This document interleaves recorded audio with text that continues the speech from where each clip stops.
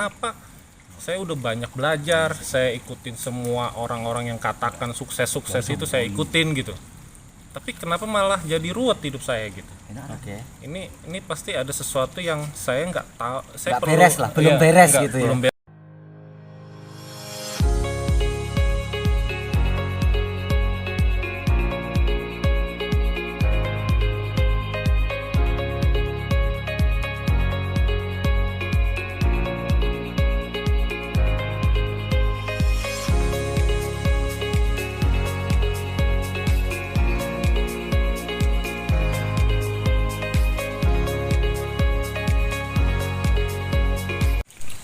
Baik teman-teman Kelata, narasumber yang ketiga adalah Om Andre. Ini praktisi Sufipreneur, jadi bisa dicek di Facebook atau di Instagram atau di Google tentang beliau.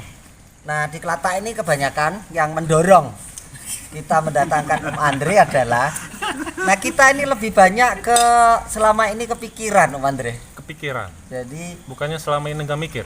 nah itu. Kenapa jadi mikir? Sebagai pengusaha rata-rata membuat plan dan mengikuti apa yang terplan di pikirannya. Sementara kehadiran Om Andre dalam 4 bulan ke Kelata ini memberikan satu warna baru, variasi baru atau apa ya namanya? Nuansa. Ya, nuansa lah, Bening. nuansa bahwa tidak selamanya kita harus mengikuti pikiran. Ternyata Om Andre dalam perjalanan pengembaraan kesufian yang dilakukannya penting juga kita mengikuti apa yang namanya apa, kalau bahasa saya kata hati, nggak tahu kalau kata beliau, karena ada Tuhan atau alam atau sunatullah itu menciptakan petunjuk-petunjuk yang tersirat yang kadang-kadang kita tidak peka. Nah sebagai awalan pembuka mungkin Om Andre bisa jelasin ini, dan mungkin praksisnya di teman-teman pengusaha di Kelata ini bagaimana, apa yang harus kita lakukan kalau menurut nuansa atau versi yang Sufipreneur punya konsepnya. Monggo tepuk dulu 3 kali untuk Om Andre. Baik, terima kasih Om Ebo untuk kesempatannya. Malam ini mungkin adalah yang kedua kali saya diminta untuk membicarakan hal-hal yang nggak penting, karena yang penting-penting katanya udah dibahas sama pejabat Anggota dewan. dan anggota dewan. Iya. Kita kan bukan anggota dewan, Iya. anggota Kelata. Bisa. Masuk ya, masuk. Masuk. Oke. Jadi mengenai hal yang sudah di intermezzo oleh Om Ebo, saya pribadi memang selama ini mengikuti banyak hal yang diikuti banyak orang gitu. Misalnya karena guru-gurunya adalah guru yang bergurunya sama orang-orang barat, jadi keracunan gitu pemikiran-pemikiran barat itu gitu, seperti itu. Jadi makin jauh yang harusnya nemu Tuhan karena jurusannya jurusan barat, jadi makin jauh tuh ke diri sejatinya gitu, seperti itu. Makanya akhirnya saya coba review gitu selama berapa tahun ya, dari 2006 saya mendalami self help gitu, ikut banyak 2006 sampai sekarang hampir 15 tahun lebih ya. 15 Oke. tahun. Jadi saya banyak masuk komunitas pengusaha, komunitas trainer gitu, jadi banyak kenal orang gitu, dan banyak cerita-cerita dari mereka langsung. Terus saya mikir ada satu kesimpulan yang saya buat adalah semua sumber masalah, penderitaan dan juga keruwetan hidup seseorang itu karena dia ngikutin pikirannya, dia ngikutin nafsunya, dia ngikutin egonya. Pikiran, nafsu, Ego. ego. Ya. Yes. Itu sumber masalah tuh. Sumber masalah. Jadi kalau itu nggak diikutin pasti nggak ada masalah. Jadi misal contoh nih gini, saya misal punya waktu itu nulis gitu ya, di dunia self help namanya afirmasi ataupun apa, ada yang bentuk tulisan, ada yang bentuk verbal ucapan gitu, Yeah. yang dirutinkan dilakukan gitu.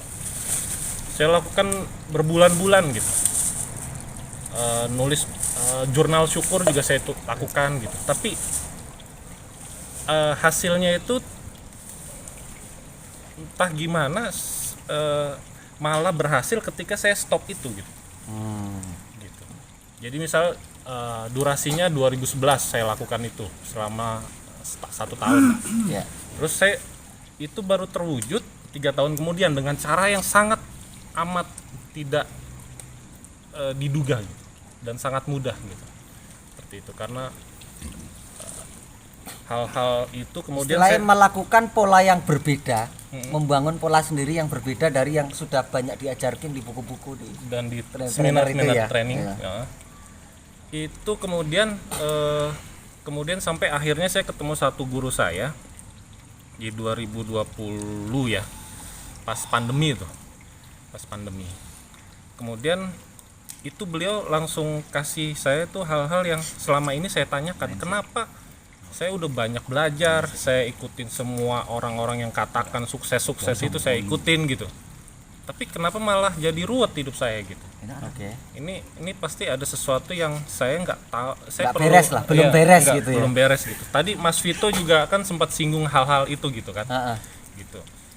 Jadi dan sempat juga kan waktu ada kuliah kelatak di beberapa bulan yang lalu tuh yang Caato itu juga dia cerita dari 31 usahanya yang masih jalan saat ini adalah yang dijalankan tanpa dia rencanakan. Nggak banyak mikir malah. Nggak banyak mikir. Brak-bruk gitu. Iya, pokoknya satset orang kasih peluang dia kerjain gitu. Nah, Kayak yang bisnis vendor training BNI, pensiun itu, pensiun. training buat karyawan yang mau masuk masa pensiun itu juga sampai sekarang masih jalan, dan dia secara jujur mengakui Slide-nya itu ngawur. slide-nya Asal ngawur, maksudnya. dia presentasi juga nggak nyiapin apa-apa yang seperti orang-orang lain siapin gitu, jawabannya juga ngawur gitu. Tapi itu malah di ACC ya Mas, Iya. orang-orang gitu. Meskipun yang ACC akhirnya sadar ya. Salah itu salah tapi kok jalan gitu kan. Nah itu, tapi itu yang bisa diterima gitu. Iya. Jadi bukan settingan pencitraan dan segala macam gitu kan. Jadi itu lain dari yang lain.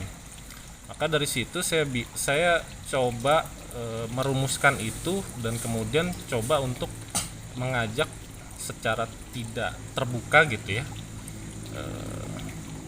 pada pasti banyak orang yang ngalamin apa yang saya alamin dan banyak orang alamin gitu. Ya. Yaitu adalah kerutan, masalah ataupun pola energi yang gagal-gagal itu kenapa nggak bisa di crack gitu. Nah itu sumber masalahnya udah kalau ngikutin pikiran, nafsu, egonya pasti berantakan gitu. Sehingga ini sebagai penutup, sehingga dengan berbekal bahwa keruwetan, kegagalan yang berulang terus-menerus, akhirnya ketemu pola, kalau bahasa saya pola ya, pola baru yang dirumuskan seperti apa. Nah Untuk kalau di Sufipreneur itu kan kami nyebutnya awakening course ya. Jadi Awakening code. awakening course. Course. Oh Course. iya. Jadi Jangan pelatihan salah nyebutnya. Iya. Tak kirain kode tadi, ternyata course. chord musik. Code. Oke. Jadi mengajak seseorang untuk kenal diri sejatinya, lalu kemudian Diri setelah sejati. kemudian dia bangun kesadarannya, Kesadaran. terbangun. Kemudian setelah itu teknologi ruhnya itu yang menggerakkan dia untuk menjalani sisa hidupnya sesuai dengan fitrahnya dia. Jadi menjadi versi terbaik yang sudah ditetapkan Allah gitu, sebagai insan kamil seperti itu. Dan sebetulnya setiap orang bisa sebetulnya masuk ke area itu. Ke area itu Ke pola itu. hanya orang-orang tertentu. Oh gitu. Iya. Terus cara belajarnya piye kalau semua orang pengen berpindah dari planning otak ke planning sejati diri itu? Karena gini, misalnya saya tinggal sekarang di daerah Sleman nih, di Catur Tunggal Depok. Ya. Saya punya tetangga profesor. Hmm. Yang lebih banyak interaksi istri saya. Ya. Banyak interaksi, kemudian ternyata satu terah. Tapi memang dia Solo, keraton Solo, istriku kan Jogja. Seperti itu. Kemudian ada hal-hal yang membuat, misalnya kayak masalah suaminya nih. Dia suaminya nih kena sihir. Udah dibawa ke semua orang yang dianggap hebat lah. Itu nggak beres-beres. Kemudian minta tolong sama istri saya, kemudian di dalam satu sesi healing itu beres, kemudian berangsur membaik, rezekinya membaik. Kemudian ada hal-hal juga yang dia ceritakan istri saya ngasih tahu kamu nanti begini dan itu kejadian semua.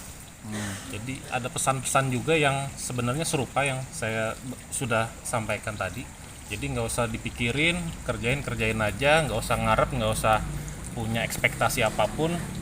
Urusan hasil udah sepenuhnya pasrah aja gitu, pasrah, tawakal gitu. Nah itu berhasil tuh semuanya. Sampai pada satu waktu ya jadi member, ikut training, pelatihan, dan dia bisa secara akademis ya, profesor yang selama ini banyak baca buku-buku barat gitu ya. Ketika dia bisa ngerasain energi hidup murninya aktif gitu, kemudian itu dilatih terus, kemudian dia bisa ngerasain gitu, bisa bermanfaat buat dirinya dan keluarganya, kemudian pada akhirnya nyambung ke keponakannya dia yang tadi kan pertanyaannya adalah apakah itu bisa diikuti semua orang. Nah, yang kedua adalah ini, akhirnya ada keponakannya yang ini kaitannya sama flyernya ya, ada Atlantis, Majapahit, di area 36. Keponakannya ini satu momen dia cerita sama ibunya, "Mah, aku habis begini gitu. Aku sekarang udah sakti loh." Maksudnya gimana? Iya, pokoknya nanti ada kejadian ini. Dan itu bener semua tuh. Dia diisengin temennya pada entah gimana ceritanya pada sakit setelah itu. Jadi, nah ini kaitannya sama hal-hal yang terus dia cerita sama istri saya tentang keponakannya ini. Ya memang udah takdirnya, maksudnya secara itu harus milih gitu.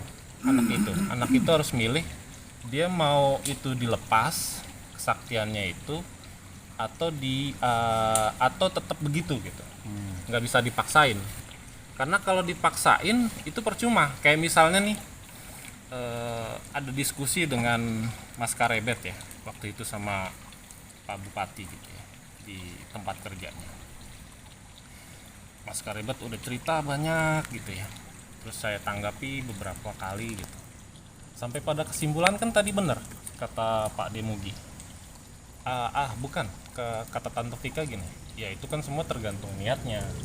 Kalau dia memang pencariannya untuk sembuh, pasti akan diusahakan waktu gitu kan, akan dicari waktunya. Sama juga kayak finding of God itu fase dimana hanya orang-orang dengan kelahiran jiwa tertentu yang akan menuju ke sana. Jadi Erianto Rahman bisa ngomong banyak, walaupun referensinya banyak, dia kalau bukan fase dia sebagai pencari Tuhan, dia nggak akan mungkin dia nulis itu gitu.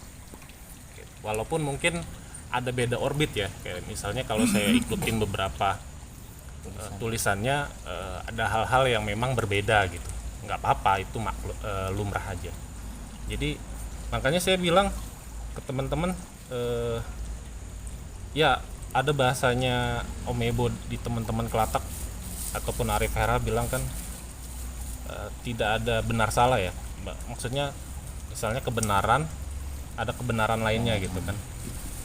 Jadi seperti itu sih yang bisa saya. Oke, itu pengantar dari Om Andre juga untuk teman-teman Travel Ibu. Moga-moga sedikit yang disampaikan bisa memantik. Nggak bermanfaat. Bermanfaat tidak bermanfaat tergantung niatnya tadi ya. Ya, kembali ke masing-masing. Yang penting terima kasih untuk yang sudah subscribe. Matur suwun. Assalamualaikum warahmatullahi wabarakatuh.